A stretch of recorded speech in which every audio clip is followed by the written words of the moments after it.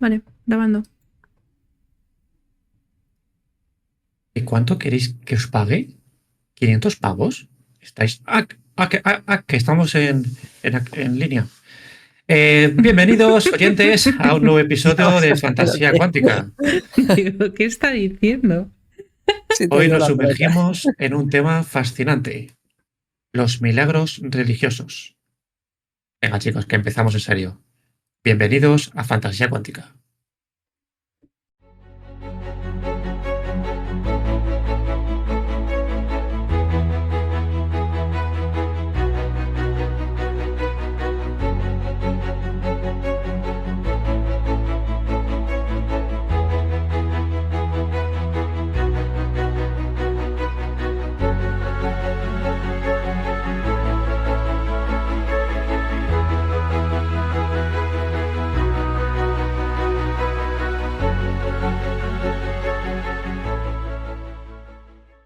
Hoy nos sumergimos en un tema fascinante: los milagros religiosos a lo largo de la historia. Exploraremos cómo se formaron, quiénes fueron los protagonistas de estos acontecimientos y lo que ocurrió en diversas religiones de todo el mundo. Para ayudarme, como siempre, a pilotar esta nave de la fantasía, me acompañan Carlos Carrascal Buenas, Cristóbal. y Raquel Muñoz. Hola. ¿Cómo en el contexto de fantasía cuántica podemos analizar estos eventos desde una nueva perspectiva? Acompáñanos a descubrirlo en este nuevo episodio. Mirando atrás, los milagros religiosos han sido parte de la historia de la humanidad desde que hay constancia. En todas las tradiciones religiosas mayoritarias se encuentran testigos y protagonistas de eventos extraordinarios. Vamos a explorar algunos ejemplos de diferentes religiones. Primero creo que es importante definir qué es un milagro. Según la primera acepción de la RAE, se trata de un hecho no explicable por las leyes naturales y que se atribuye a intervención sobrenatural de origen divino. Hemos escogido tan solo uno por religión. Hay cientos de ejemplos y no tenemos tanto tiempo para explicar todos. El primero de ellos pertenece al cristianismo, que probablemente todos habéis oído hablar de él. La resurrección de Jesús, o Jesucristo, no sé cómo prefiere que le llamemos, es el milagro fundamental de la fe cristiana, que es en el Nuevo Testamento. Jesús fue crucificado y murió, pero al tercer día resucitó de entre los muertos. Este evento es considerado el núcleo de la fe cristiana y se celebra en la Pascua. Hemos escogido este ejemplo como el más importante, pero sí que es cierto que en el cristianismo hay muchísimos ejemplos de milagros. Podríamos decir el de la multiplicación de los panes y los peces o Jesucristo caminando sobre las aguas, pero creemos que este es el más representativo. Bueno, a mí el que más me gusta es el que convirtió el agua en vino. O sea, Creo ojalá. que sí. Para mi juventud hubiera estado muy guapo esto de te convierto el agua en vino. Sí, para nuestra cartera hubiera sido fantástico. Yo creo que el de la resurrección de Cristo es uno de los más importantes del cristianismo. Implica su relación con, ser hijo de Dios, el perdón de los pecados y es una de las bases importantes de la fe. Hay otro que también me parece bastante relevante, que es el del nacimiento. Se supone que su madre, la Virgen María, era virgen. No os voy a explicar en qué consiste, pero tuvo a Jesucristo y porque su padre era Dios, enviado en forma de paloma, movidas extrañas, pero fue el primero concebido sin el pecado original, porque era su enviado para limpiar los pecados de los hombres. Realmente te voy a corregir ahí. La primera concebida sin pecado fue María, ya que sus padres eran ancianos. Y de hecho es la Inmaculada Concepción de María. Entonces, yo mismo me estoy liando con la... No, a ver, es que Hay, todo, bueno, todo depende. según Sí. creencias y según... Yo no soy ninguna experta dentro del cristianismo ni dentro de ninguna religión que vaya por delante de esto, no soy ninguna experta, pero sí que sé que los padres de María, Joaquín y... Bueno, San Joaquín y Santa Ana, se consideramos... San Joaquín era un hombre muy anciano, no sé si... Se dice que tenía 80 años o una cosa así.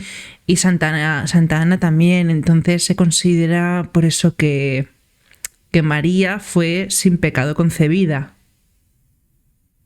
Tengo entendido, ¿eh?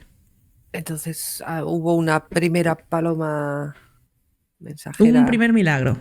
Un primer Aquí no hubieron palomas. Vale.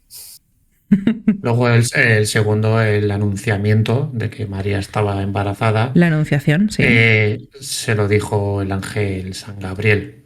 Se presentó ahí y le dijo, María, estás embarazada, llevas al Hijo de Dios en tu vientre. Madre mía. No sé cómo le sentaría eso a José. Me pongo en su piel y creo que no.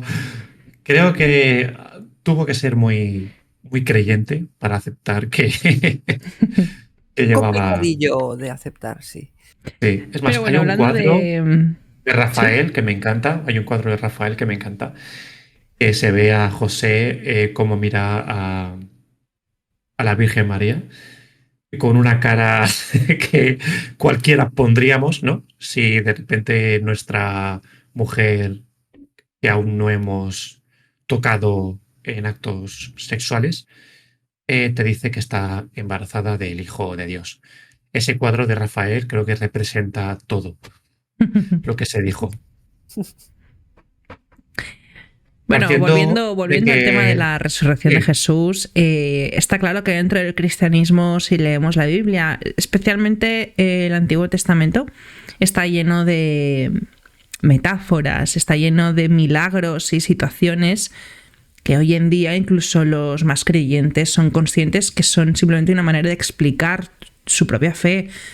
Nadie creo que hoy en día muy poquita gente cree que el arca no existió como tal. Los hay que lo creen, pero no es una creencia extendida dentro del cristianismo en general.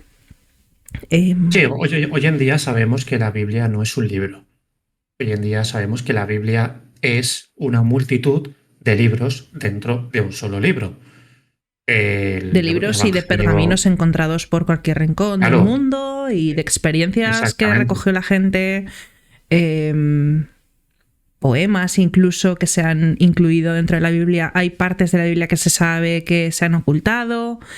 En fin, no vamos a entrar en el eterno debate de qué es la Biblia ni quién la escribió, porque si no, No, es un debate pero completamente distinto, pero sí que podemos entender que el milagro de la resurrección de Jesús, sí que mucha gente cree en él, es, como bien habéis comentado antes, es la base de la fe cristiana, ¿no? Que Jesucristo resucitó y fue enviado a los cielos.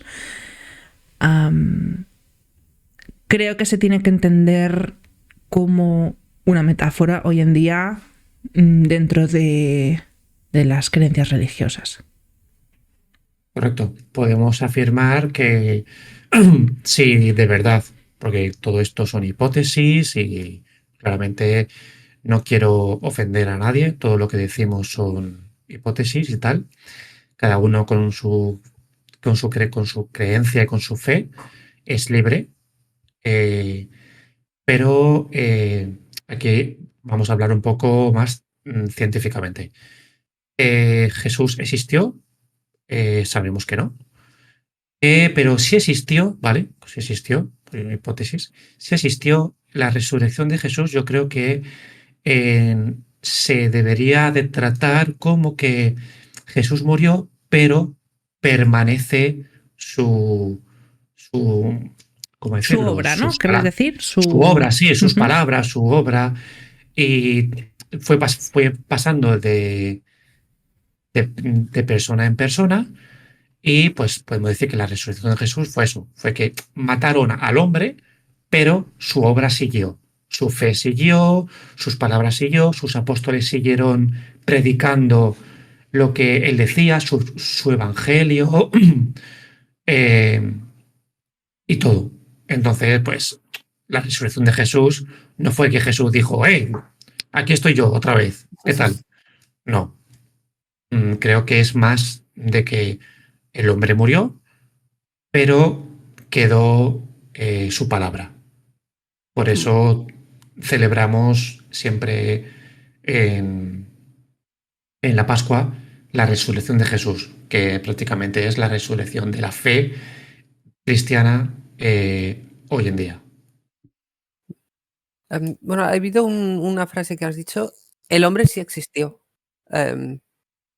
Que bueno, luego te has contradicho a ti mismo, contradicho. No, es por no ofender a nadie. Yo creo No, que el pero hombre no existió. o sea, sí que se sabe que existió por la cantidad de escritos que hay. Pero son la todos historia. posteriores a su muerte. Todos esos escritos son escritos por personas que posteriores, son escritores que escribieron sobre cosas que habían oído hablar de él, pero no hay escritos de nadie contemporáneo a él. Pero sí están los, ¿cómo decirlo? Los apóstoles sí que escribieron de manera ellos directa, no lo escribieron. No, ellos no escribieron nada de todo eso. De hecho, son personas que no existen, se inventaron los nombres, por así decirlo, es decir, les dieron unos nombres a textos que iban encontrando, pero los apóstoles no escribieron la Biblia. Vale. Bueno, es que no estoy puesto tampoco, como ha dicho Raquel, es más, no estoy la puesto Biblia, totalmente en el tema. la Biblia fue un... Perdona, sí. No, dime. No, que la Biblia fue un libro dentro de otro libro, dentro de otro libro. O sea, son como escritos que fueron recogiendo y se fue... Los van haciendo como compendios de diferentes escritos que llegan de diferentes fuentes. Los van juntando dentro de estos y les ponen como autor, pero realmente el autor de todo eso nadie sabe quién es. Solo, ya te digo que solo se hace mención, no recuerdo los nombres, no estoy muy puesta en esto, no recuerdo los nombres, pero sí se hace siempre mención a dos historiadores creo que era como de principios del siglo I, es decir, son historiadores muy antiguos. Del siglo III. No, te estoy hablando hay un historiador en concreto que creo que comenzó a escribir alrededor del año 50 o una cosa así, y se toma su palabra en plan, bueno, esta persona vivió en el año 50 y hay textos suyos del año 50, pero estamos hablando del año 50, que Cristo ya había muerto para entonces. De existir, esta persona no escribió, o sea, todo lo que escribe es se oyen historias de esta persona, pero no escribe él de primera palabra que lo vio. Es decir, no lo escribe como que él vio todo eso. De acuerdo. No sé, pensaba que el consenso era que como persona sí que había existido.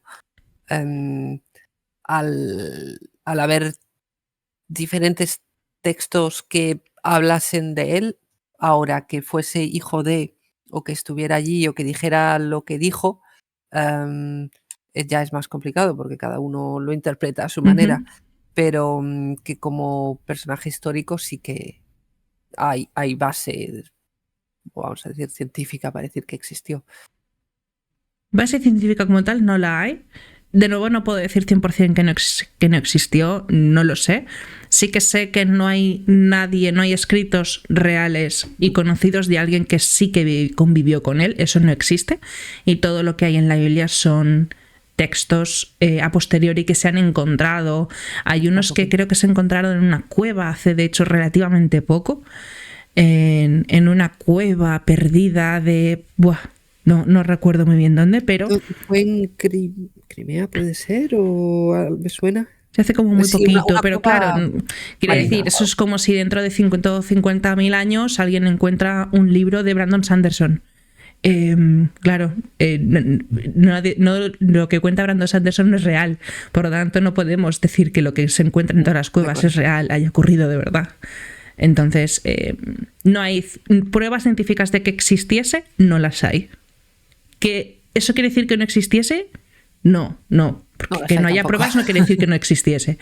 Pero a día de hoy no tenemos las pruebas científicas que demuestran que Jesús existió como hombre en la tierra. Con toda hipótesis, está claro. Se sabe que los evangelios se escribieron en el año 370. Se juntaron, es decir, no quiere decir que se escribieron, Sí, sino que se unificaron. y los 4 evangelios creíbles. Las cartas de San Pablo y todo eso, hasta el Apocalipsis de San Juan. Entonces, pues, a ver. Sabemos que la Biblia tiene el Antiguo Testamento y el Nuevo Testamento. Del Antiguo Testamento hablaremos luego porque es más del judaísmo y ahora estamos en el cristianismo. La Biblia del Nuevo Testamento se sabe ya que es como hemos dicho ya, una unión de manuscritos y de libros que se fueron encontrando. Para no hacerlo muy largo, el Evangelio de San Mateo es el más directo, pues Mateo se supone que fue uno de los discípulos de Jesús, a quien le fue encomendada la misión de apostolado por el mundo. Pedro fue el primer papa, o eso es lo que dice la Biblia, ¿no? El primer papa fue Pedro, que fue el que construyó la primera iglesia. Ahora bien, ¿estos evangelios pudieran haber sido escritos por ellos o por comunidades de fieles, ¿no?, que recogieron estas versiones y las compilaron? A día de hoy no se sabe, es imposible saberlo. No se sabe si fueron dichos por estas personas o, para hacerlo muy moderno, diré que fueron como una especie de fanfictions de la vida de Me Jesús. encanta. Fanfictions. Para que la gente moderna lo entienda, ¿no? Sí, como escribir sobre tu ídolo, ¿no? Podríamos decir, escribir, ¿no? Podríamos, Efectivamente. sin mencionar fanfictions de por medio. No, Sí, como mí, alguien que escribe, ¿no? Sobre sus creencias o sobre... Sí, podría ser. Correcto. Sí que es cierto que hay manuscritos que se pueden ver en la Biblioteca Británica de Londres, por ejemplo. Está el manuscrito más antiguo, el Codex Sinaiticus, que está escrito en griego y se supone que data del 330-350 después de Cristo. Pero vuelvo a lo mismo. Pueden ser fanfictions de personas que idolatraban a Jesús o a los mismos supuestos apóstoles. Pero bueno, nos estamos excediendo. Creo que hemos venido aquí a hablar de los milagros en sí. Nos hemos ido por las ramas para no variar. Sí, siempre nos vamos un poquito por las ramas. Pero bueno, en general podemos concluir que la resurrección de Jesucristo podemos entenderla como lo que has comentado antes, una alegoría, una metáfora más de las que hay en la Biblia. Y no sé, ¿qué piensas tú, Carlos? Pues que no estoy muy puesto en el tema, pero sí, en concreto este milagro de la resurrección de Jesús, creo, no sé cuál es la posición del Papa exactamente, que nunca mejor dicho lo que diga él va a misa, pero es una alegoría de si eres bueno te vas a salvar, no que realmente sucediese. Correcto, a día de hoy está científicamente demostrado que no se puede resucitar los muertos. Pasemos al tema de momento. Bueno, sí. Tenemos todas las pelis de Resident Evil que indican que se está intentando, pero todavía no. Sí, sobre todo con estos nuevos virus que salen. Bueno. O las nuevas drogas, estas que te dejan como un zombie. Cerremos tema del cristianismo entonces y pasemos al siguiente tema. El hinduismo. De nuevo, solamente hablaremos de un milagro Y es un milagro bastante interesante, ¿vale? Es el milagro del puente de Rama Setu. El puente terrestre, mencionado en la mitología hindú y en los primeros textos islámicos, es un elemento intrigante que ha capturado la imaginación de muchas personas. Se encuentra entre Sri Lanka y el subcontinente indio y ha sido objeto de debate y especulación a lo largo de la historia. En la mitología hindú encontramos la creencia de que este puente fue construido por el señor Rama, una figura divina y el ser supremo, con el propósito de derrotar al malvado rey demonio Ravana. Ravana había mantenido a la esposa de Rama, Sita, en su inexpugnable isla fortaleza de Lanka, o Sri Lanka, al otro lado del mar. Entonces, ahora se pone interesante. El ejército de monos de Rama, que eran los Varana, le ayudaron a construir el puente para ir de la India a la isla para poder tomar la fortaleza, derrotar a Ravana y recuperar a su mujer. Ojo, ¿qué pensáis del ejército de monos? Me parece súper interesante porque realmente sí que hay algo parecido a un puente si miramos la geografía de donde se cree que está este puente, sí que hay algo parecido a un puente. Entonces me parece una historia súper interesante y no la conocía antes de informarme sobre el hinduismo. No es una religión que tenga muy cercana a mí, entonces no conocía este puente. Pero me ha parecido muy, muy interesante. ¿Habéis visto las imágenes? Sí, he visto las imágenes y sí que parece que había ahí un puente.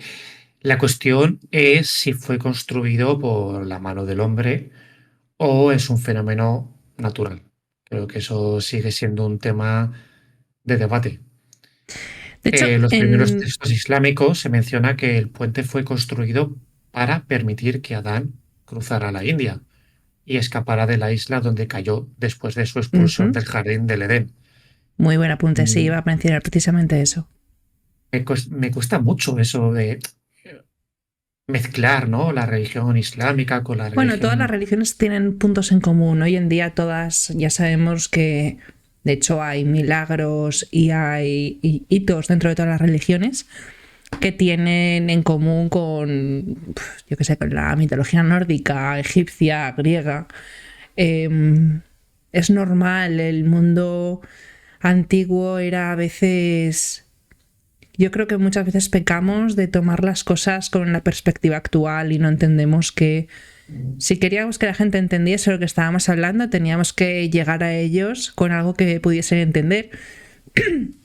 Y muchas veces eso pasa por adaptar nuestras creencias a las que ellos ya conocen. Como pudiese ser, pues eso, adaptar un mito nórdico al cristianismo, y de esos hay unos cuantos. Y casi todos parten de la figura de Adán. Uh-huh. Adán está en todas partes, como. Sí. Entonces, es extraño, ¿no? Es extraño ponerte en la piel de una persona de esa época, que a lo mejor la 80% no sabía escribir ni leer, entonces todo era del boca al boca. Encima te cruzas con una tribu que no habla tu idioma, ¿cómo le explicas tu creencia, ¿no? Tu religión, Yo creo que la figura tu del primer sabiduría? hombre, es decir, la figura, no llamémosle Adán, llamémosle primer hombre, debe estar en prácticamente todas las religiones. Es decir, todas las religiones deben partir por un comienzo, ¿no? Todas deben explicar por qué estamos en este mundo. Para eso es una religión, para explicar por qué. Entonces, es lógico que todas las religiones pasen por explicar el primer hombre que pisó la tierra. ¿Por qué? ¿Quién lo puso ahí? Yo creo que por eso Adán está en todos los araos, porque todas las religiones tienen un Adán, todas las creencias tienen un principio. Y en este caso, primer hombre, yo creo que, bueno, aquí le hemos llamado Adán, no sé exactamente los textos islámicos cómo se le denomina a este primer hombre, no sé si se le denomina igual o no, pero tiene lógica que Adán esté en todas partes. Además, yo sí sabía que al menos en el cristianismo, en el judaísmo y en el islamismo, sí que existe. Igual porque tienen muchísimo en común, muchos libros son comunes, los personajes son en su mayor parte comunes, pero no sabía que en el hinduismo, que está un poquito más retirado, también tenían alguno. Quiero imaginar que, bueno, el islamismo y el hinduismo sí que no están tan lejos. Ujú. Según fuera llegando el islamismo hacia la India, como bien has dicho, queremos explicar las cosas, queremos convertir a la gente, pues tú tienes una historia de una isla paradisiaca y no sé qué, pues vamos a decir que así es como Adán llegó al continente. Bueno, intentaron encontrar similitudes para poder asociar sus creencias a las mías y entonces hacer que sea más fácil que vengan hacia mi religión. Mm, Que, bueno, a nosotros, al menos desde Occidente, el cristianismo es lo que ha hecho con toda la mitología griega, romana, egipcia. Con lo que Está, teníamos más cerca y creo que claro, tiene mucha lógica. al Es quererse marketing, ¿no? extender donde ya eran los imperios griego, romano, etcétera, tienen que absorber esa mitología para hacerse creer. Pues en el caso del islamismo, pues bueno, para el otro lado, con los indios. Me estaba sonando esta historia cuando la estabas diciendo a Son Goku, el rey mono.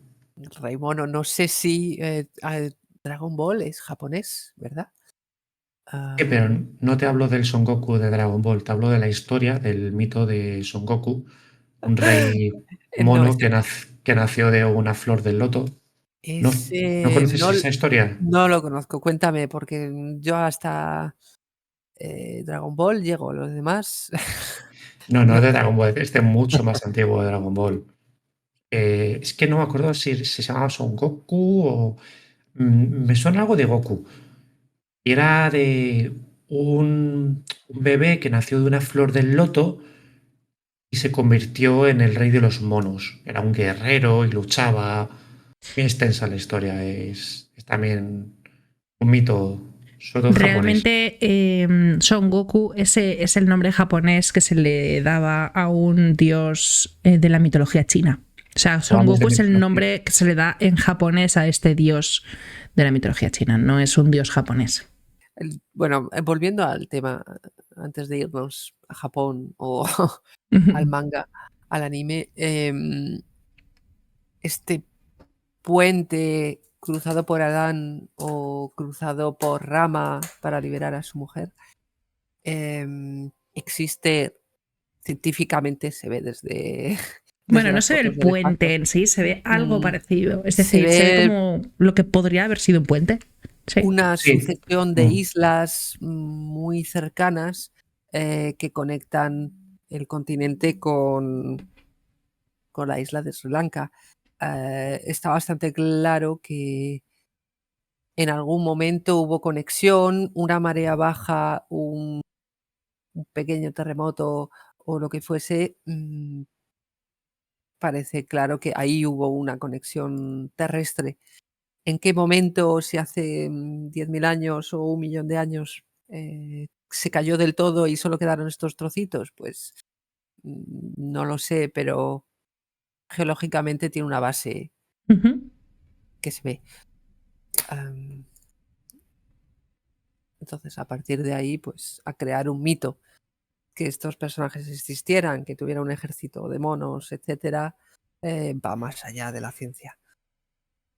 No, no se puede. No, bueno, no sé, porque no estoy muy puesto a la religión hinduista, pero no sé si ellos lo tomarán como algo real o cómo hace el cristianismo con la resurrección de Jesucristo.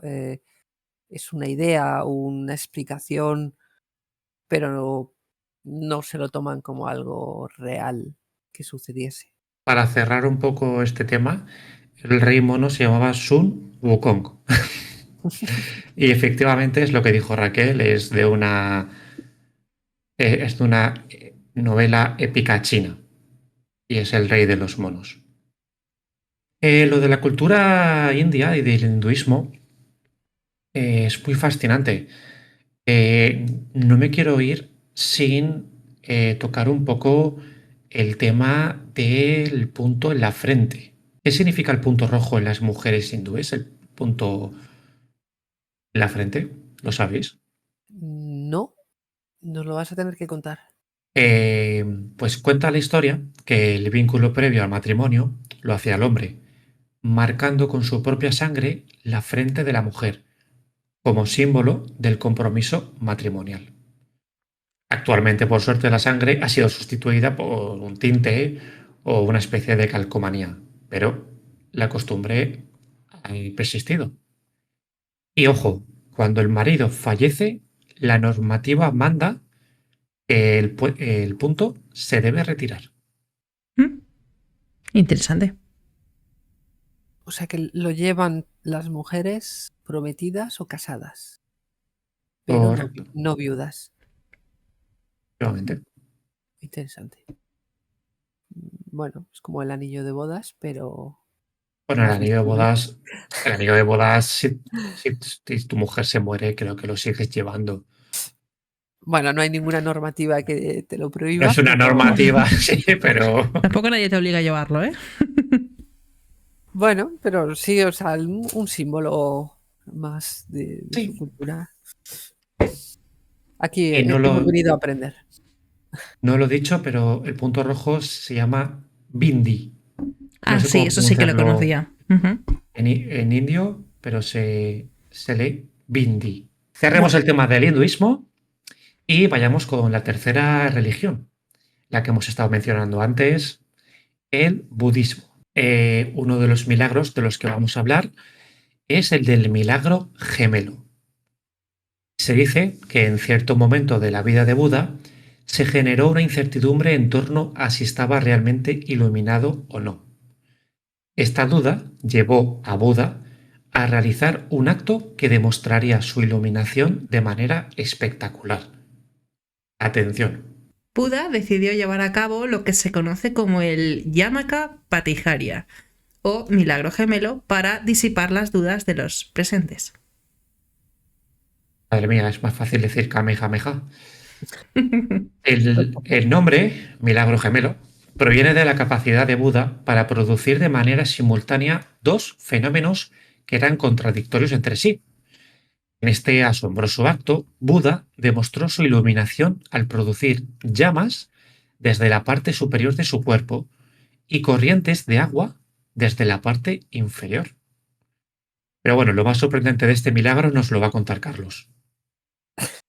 lo más sorprendente es que Buda fue capaz de alternar entre la producción de fuego y agua de manera similar en las partes derecha e izquierda de su cuerpo.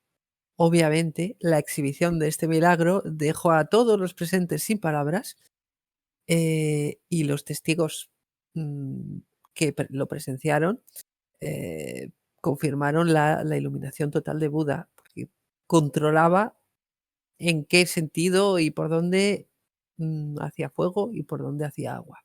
Este acto Vale. milagroso contribuyó a fortalecer la fe de aquellos que estaban presentes y también a disipar cualquier duda sobre la verdadera naturaleza iluminada de Buda.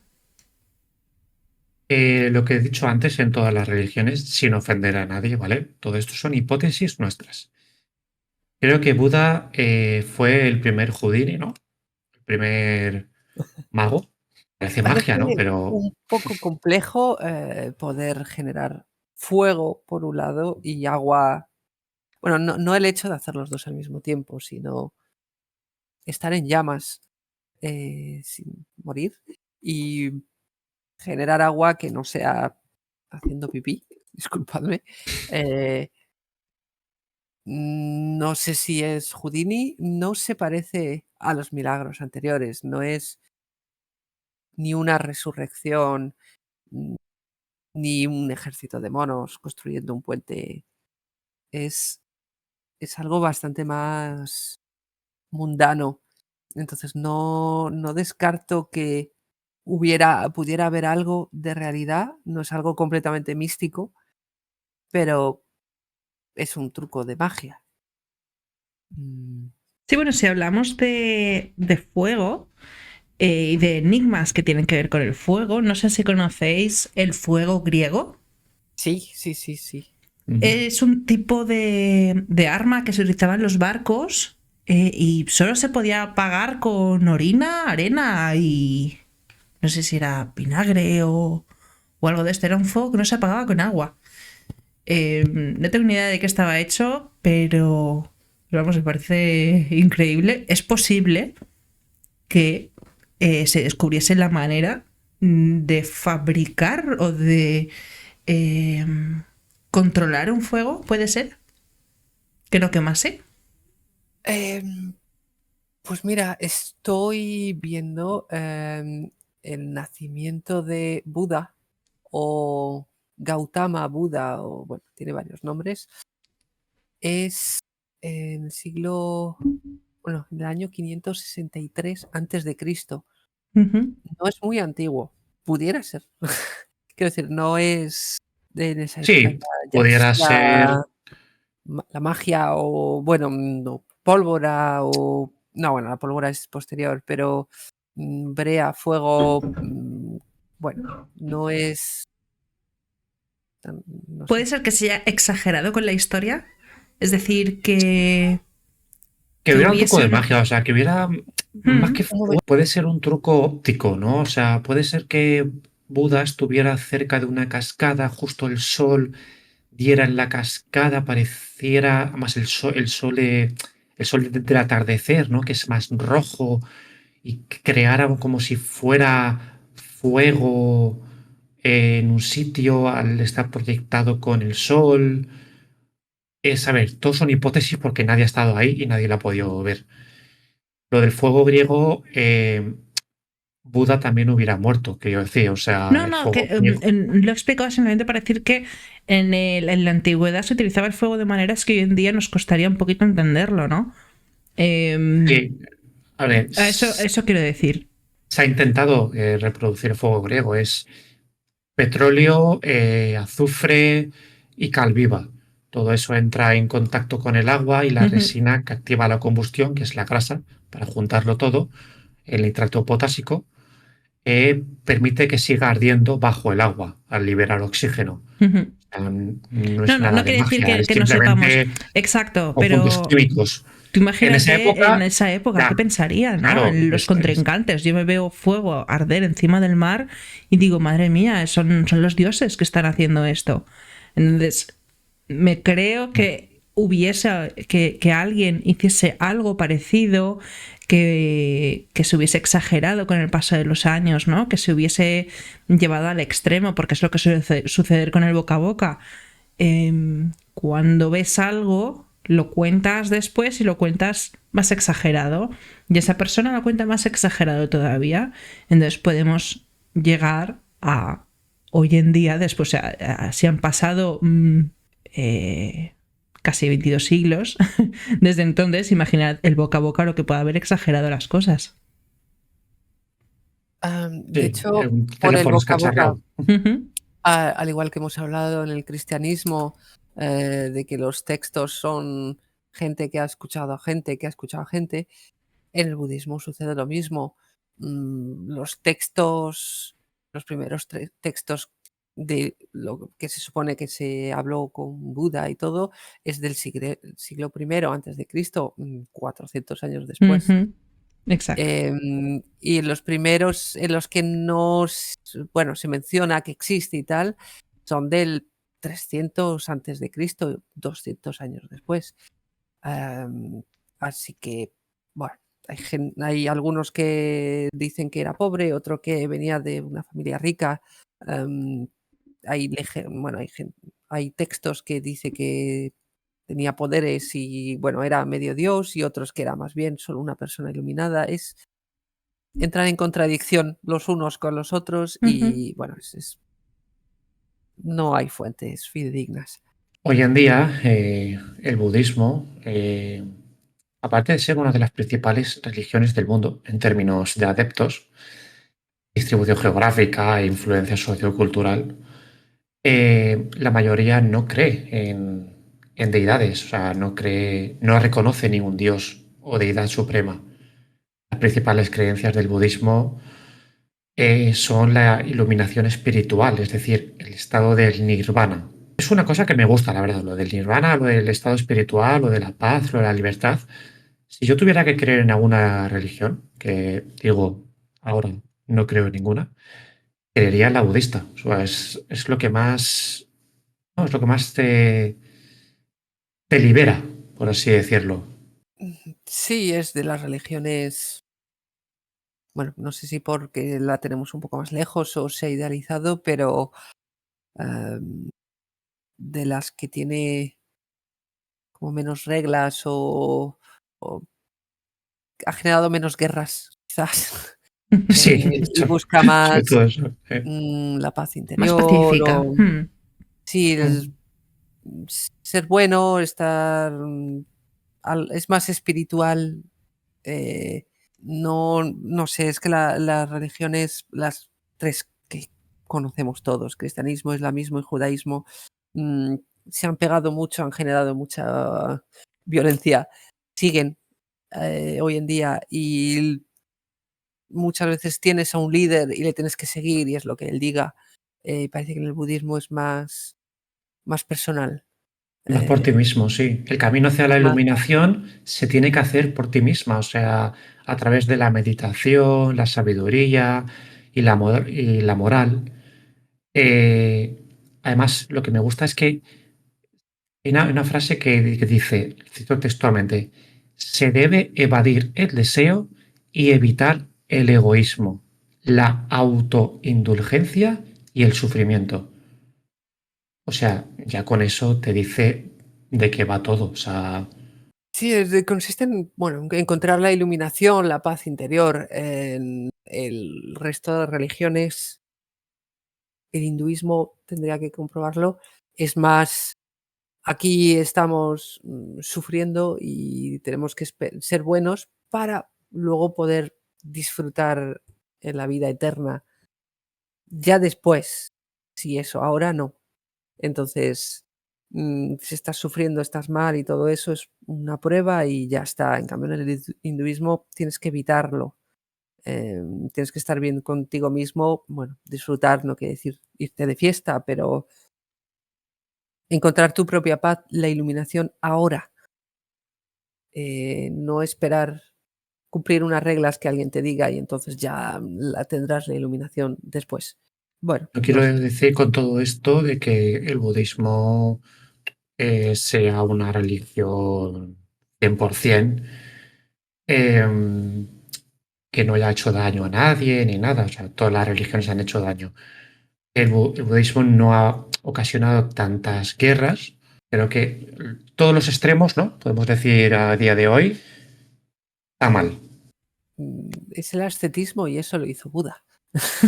Antes de ser el señor regordete y feliz que vemos en muchas de las imágenes, la iconografía, dejó de comer e intentó concentrarse mucho y no llegó.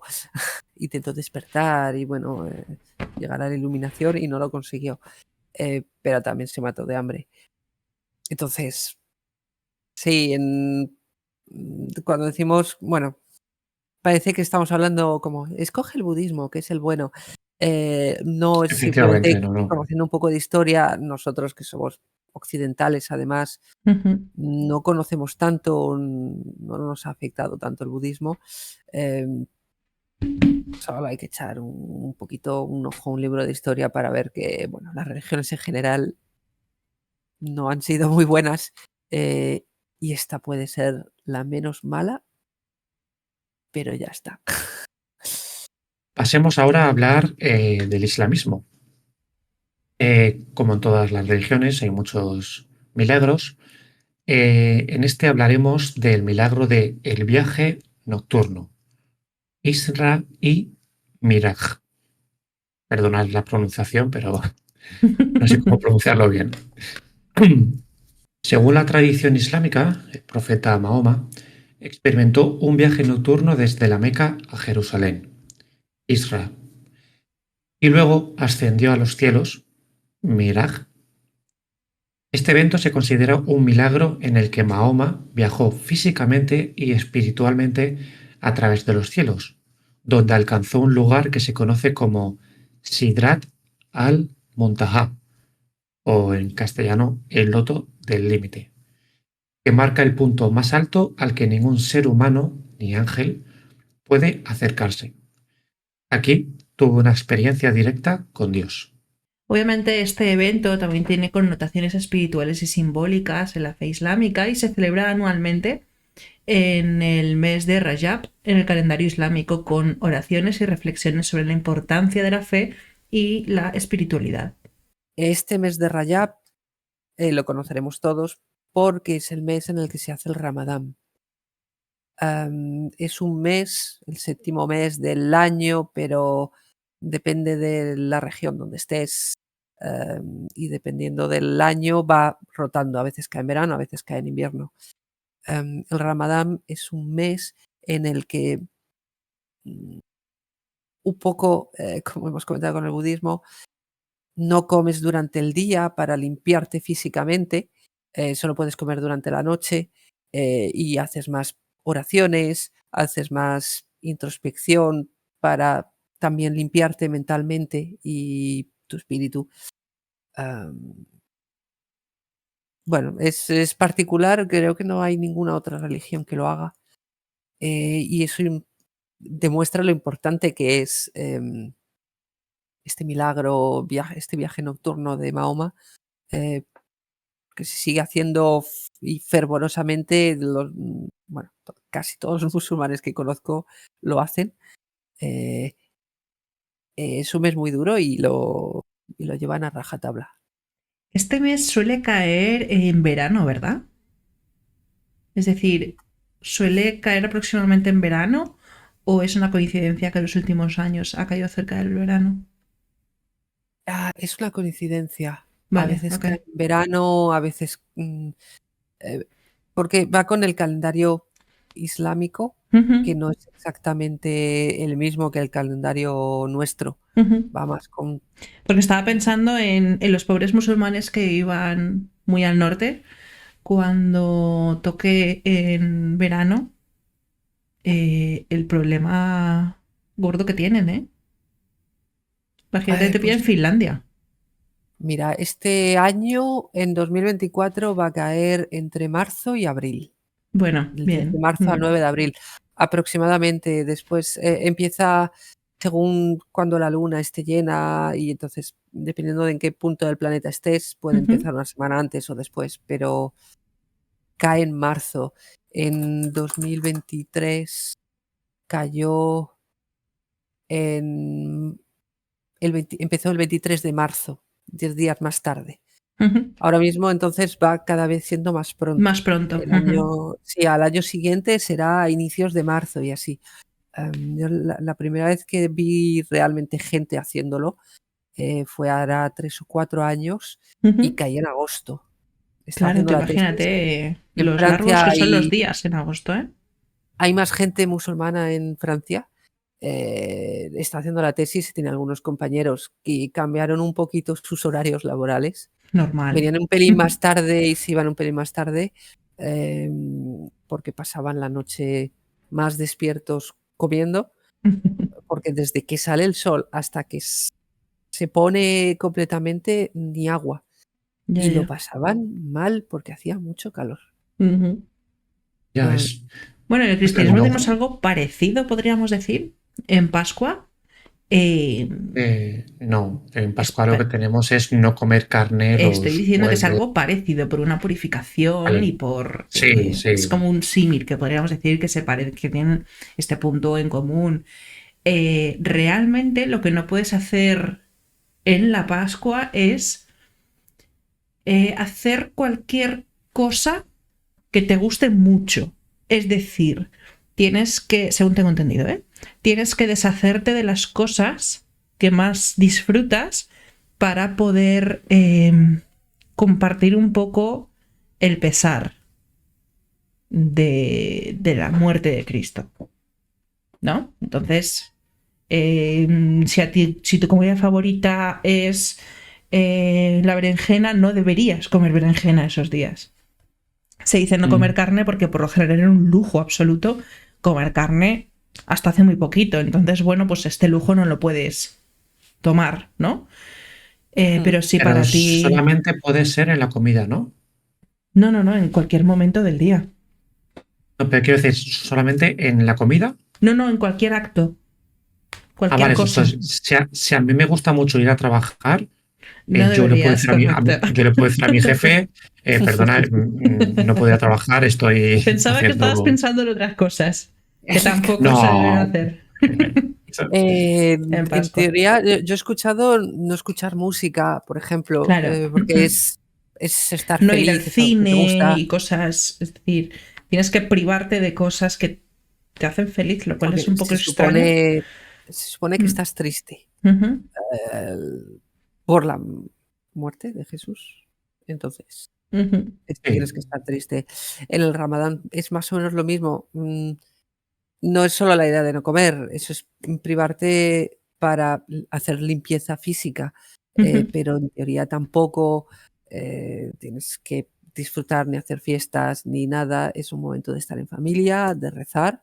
ujú. Sigues trabajando porque tampoco, bueno, en los países musulmanes se para más la vida, Sí, claro, imagínate, pero si nadie puede comer durante el día, evidentemente las eh, energías de todo el mundo estarán bastante bajas. sí, es bastante más calmado. Es como Ujú. España en agosto. Bueno. Sí, Hay gente que España. trabaja, pero tampoco pidas nada del otro mundo porque están todos con la cabeza en la playa. Pues es un poco lo mismo, es espiritual y físico y es una burrada, disculpadme, porque no poderte tomar, no tomes café, límpiate de cafeína, pero joder, un vaso de agua. eh, Me Mm. parece, bueno, físicamente duro. Sí es verdad que los niños, los ancianos, cualquiera que tenga una enfermedad o tenga, bueno, algún problema, están eh, exentos, sí. están exentos. Ujú. No consiste Lo he leído tampoco también. en suicidarse, pero sigue siendo muy duro. Lo que está muy bien. También muchas veces he escuchado que cuando tienes la regla también estás exento, lo cual es un puntazo. Porque menstruar y pasar hambre no se lo deseo a nadie, la verdad. Y no creo que sea seguro para nadie que haya a tu alrededor. No, pero sí que yo he convivido cerca de gente que hacía el Ramadán y por las noches se montaban unas fiestas. Sí, ¡Buah! pero Y creo que eso es como ahí. una especie de perversión del ritual. Es decir, tradicionalmente no se debería hacer esa fiesta. Es decir, hay que comer en familia, hay que estar en familia, pero no hacer fiesta. No, pero que se juntaba dos, dos o tres fincas enteras en Sí, una sí, sí, casa sí. Ujú, y se llenaba de comida, eso a reventar. ujú. Eh, yo he estado en una de esas fiestas y increíble, ¿eh? Eso sí, alcohol cero, Sí, por supuesto. pero Ujú. vamos, corría por ahí la carne y el pescado y el arroz, que no veas, ¿eh?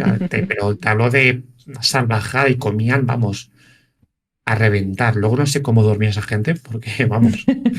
Un dolor de tripa después por la noche. Sí, sí. No, pero la fiesta se podía alargar hasta las 2 3 de la mañana, ¿eh? Comiendo sin parar. Sí, eso es lo que hacen y lo que a mí me parece que pierde todo el sentido de limpieza física. Ujú. Em, Todo lo que no puedes comer por la noche, te dedicas a cocinar durante todo el día para comértelo. En familia está muy bien, pero son panzadas de comer y suelen ser comidas, pasteles árabes que siempre llevan muchos frutos secos y miel y Azúcar y aceite. pasas, Sí, sí. dátiles, azúcar, pan con aceite, son muy grasas. Mi mujer es argelina, no hace ahora ya no hace tanto el Ramadán porque yo como y ella no, entonces no puede, pero sí que hace los platos típicos. Las sopas son densas, es un gustazo, pero te tomas un bol y tienes para el día. si te tomas el bol y los bollos y todo lo que conlleva, te pegas la paliza de comer y a las 4 o 5 de la mañana, justo antes de que salga el sol, te despiertas, te das otra paliza de comer para poder aguantar el día. Es malísimo. Es mejor comer poquito a lo largo del día que darte una paliza de azúcar 4 horas y luego nada. Ese mes es muy duro para ellos, pero bueno, es su fe, es su creencia y a ellos les gusta. A día de hoy se sigue haciendo, por lo tanto es un ritual que sigue la cultura Y hay islámica. muchas personas fuera del Islam que practican el Ramadán también, ¿eh? Mm, o sea, no es, yo todavía no me lo he planteado, pero, o sea, no lo he hecho, pero me lo he planteado un mes o un par de semanas en las que, aparte de intentar, bueno, espiritualmente dedicarte un poco más de tiempo a ti mismo, a pensar en tus cosas, a calmarte, también físicamente de comer bien, hacer el esfuerzo de me voy a quitar, bueno, el café por la mañana, voy a intentar hacer yo el día y desintoxicarme un poco para los que fumen, bueno, no es mi caso, pero intentar comer bien o yo comería, pero no nada de alcohol, nada de azúcares, hacerlo vegetariano, por ejemplo. Adaptarlo un poquito. Sí, eso está Sí, bien. quitarme la carne, que me encanta, intentar hacer 2 o 3 semanas sin carne, a ver qué pasaría. Me moriría de hambre, me limpiaría un poco el estómago, luego a la vuelta lo coges con gusto más porque lo echas de menos. No sé, un poco más adaptarlo a ti mismo, Eh, con agua, yo, por supuesto. yo por las pastillas que estoy tomando no puedo tomar nada de alcohol. Es más, llevo sin tomar alcohol bastantes meses. No lo echo de menos, por lo tanto, no me considero alcohólico. Pero sí que, no sé, cuando pueda volver a tomarme una cervecita, oye, la cogeré con mucho más gusto y con más, la saborearé más. Bueno, lo que tenéis que hacer es veniros aquí, al final del Ramadán, se hace la fiesta del Eid. Bueno, hay 2 Eids, pero el que se hace justo después es, yo creo que puede ser de lo que hablabas antes, se junta todo el mundo y se pegan otro palizote de comer y Ujú. ahí, eso sí que es como Navidades, día 24, todo el mundo se junta, especialmente, se tiran todo el día cocinando, mm, y esa sí que está bien, la fiesta del Eid. Así que, a ver si en algún año coincidís, venís aquí, y le pido a mi mujer que haga los bollitos especiales de la Eid porque están muy buenos. O podéis venir también vosotros aquí y también lo podéis cocinar aquí. Idealmente Servicio a domicilio. nos vamos todos a Argelia a festejarlo allí, que Me es gusta Eso, ese eso. plan. Ahí, ahí, ahí. siguen haciendo lo de comprar un cordero y sacrificarlo, pero bueno, eso si queréis no miréis, pero no viene a ser menos que la matanza del cerdo. Así que He fiestote. hecho, me he criado en un pueblo perdido de la España profunda. No tengo ningún problema con nada de todo esto, ¿eh? Ya, yo es que un poquito sí, lo he vivido menos. Pero bueno, Bueno, pasemos al siguiente tema, la última religión, el judaísmo. La religión judía está llena de milagros, como los entendemos los cristianos, actos de Dios para mandar señales al pueblo judío. El Antiguo Testamento está lleno de ellos, como por ejemplo las 10 plagas que enviaron a Egipto, la separación del Mar Rojo para permitirles la huida de, de Moisés con los esclavos, pero estos actos no se festejan y no tienen en realidad mayor trascendencia en su religión. Dios los puede hacer y no le cuesta nada. mm, para ellos los actos que puede hacer Dios, pues es todopoderoso. Los hace porque son el pueblo elegido, para echarles una mano o indicarles el camino, pero ya está. Si Dios Dios los puede hacer, no es, los hace cuando le da la gana y no tiene mayor importancia. Para ellos los milagros, lo que llaman ellos milagros y lo que festejan son los hechos realizados por humanos. Em, los actos sobrehumanos que consiguen el pueblo normal, esos son los que merecen ser respetados y festejados. Por ejemplo, la Hanukkah, que es, bueno, creo que cae por las Navidades cristianas, festejan la repurificación del templo de Jerusalén, que había sido profanado por los griegos, los paganos griegos. Lo que festejan es a que una pequeña familia de macabeos consiguiera rebelarse, derrotar al imperio, retomar el templo y volverlo a consagrarlo a la religión judía. Son hechos que habían conseguido los propios humanos y eso sí que merece una buena fiesta. Entonces, como tales, creo que he leído que tienen 2 importantes, que es Hanukkah y el otro, igual una pequeña familia que lucha contra otro pueblo que intenta matarles y vence a un ejército enorme. No son los milagros como lo entendemos, no tiene una explicación mística o no podemos decir directamente que no crean que sucedieron, como la resurrección de Jesucristo. En el caso del judaísmo es más fácil de explicar científicamente. No se trata de actos mágicos que podríamos entender o algo que fuese que consideremos imposible por cualquier ser humano. Entonces, realmente, científicamente es posible. Son historias que nos han llegado por medio de escritos que podrían ser o no reales. Por tanto, científicamente no se pueden refutar. Tampoco quiere decir que hayan ocurrido así, pero bueno, podría ser.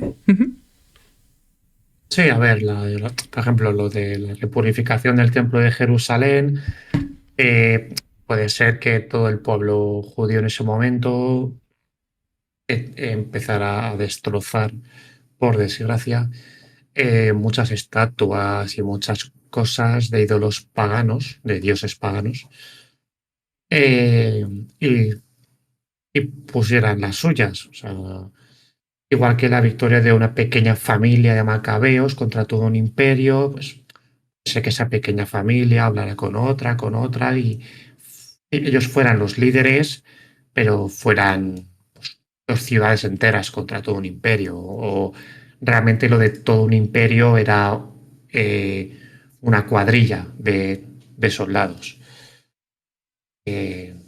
Como hemos dicho, no hemos estado ahí, no lo hemos visto, todo llega a través de escritos que, como antes he dicho, pues pueden ser fanfics de lo que hubiera ocurrido.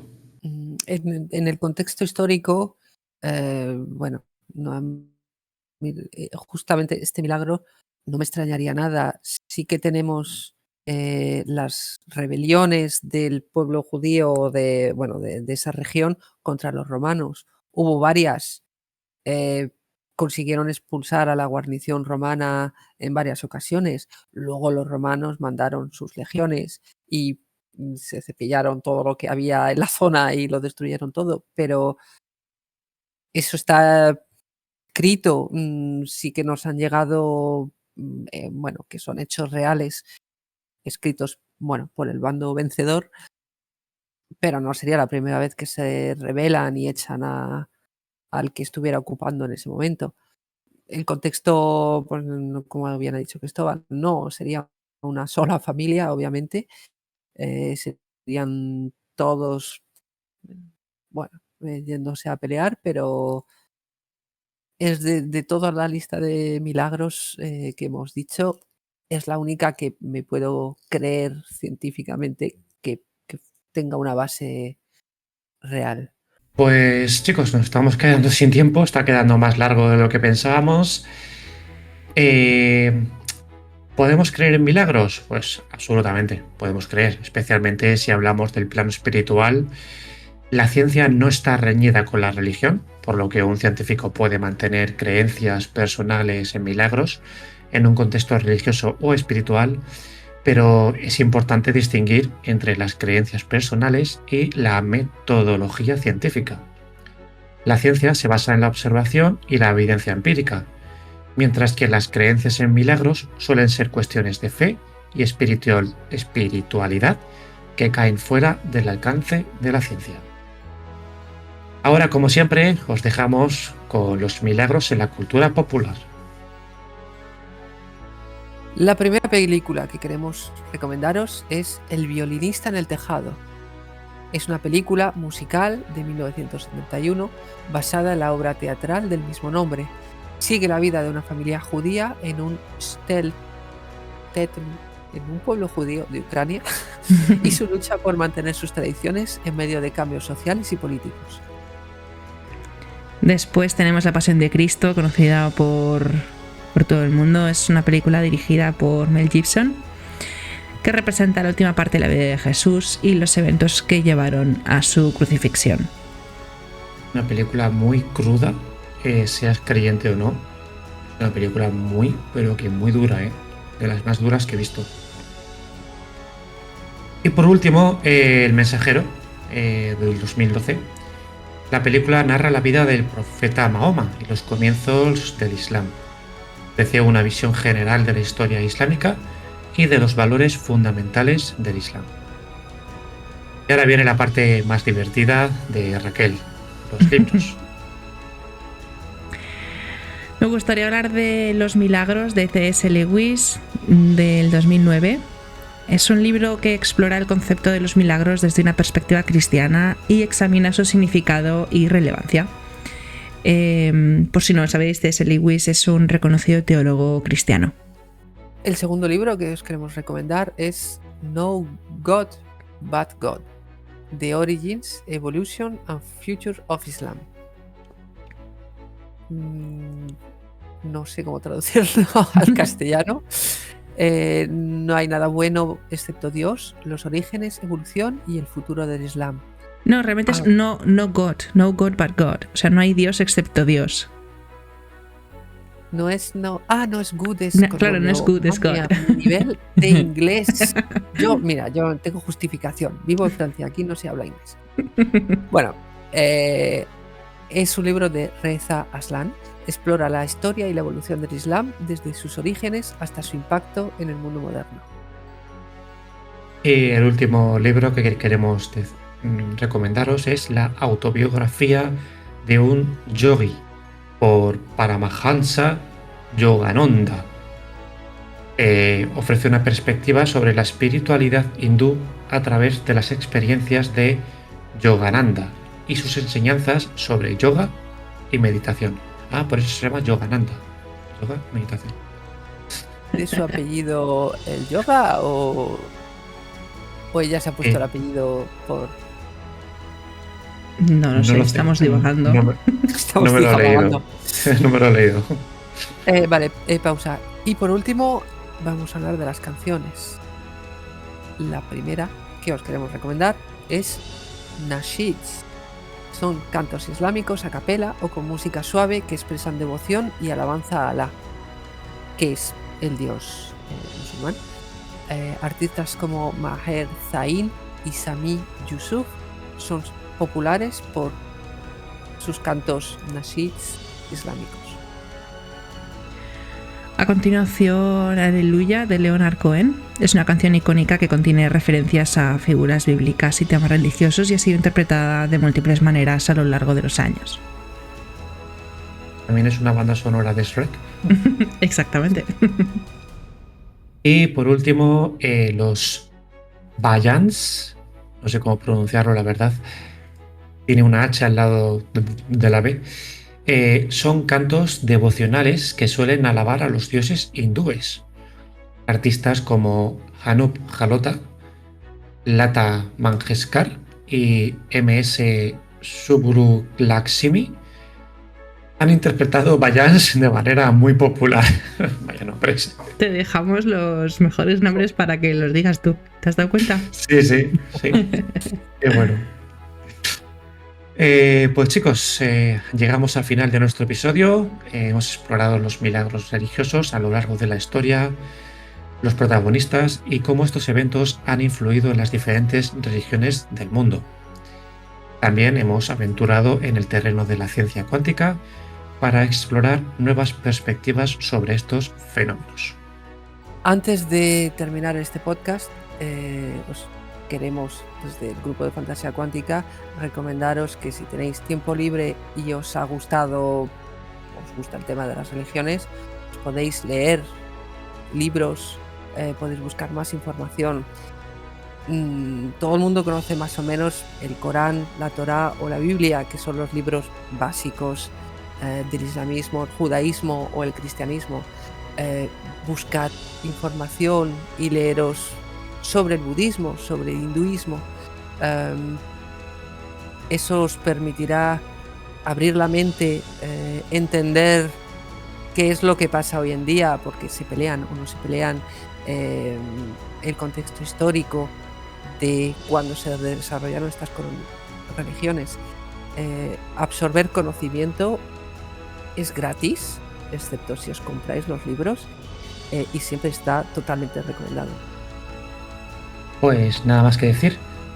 Muchas gracias, Carlos Carrascal. Gracias a ti, Cristóbal. Y Raquel Muñoz. Hasta luego. Gracias por unirte a nosotros hoy y no olvides suscribirte a Fantasía Cuántica para más viajes fascinantes a través de la ciencia y la imaginación.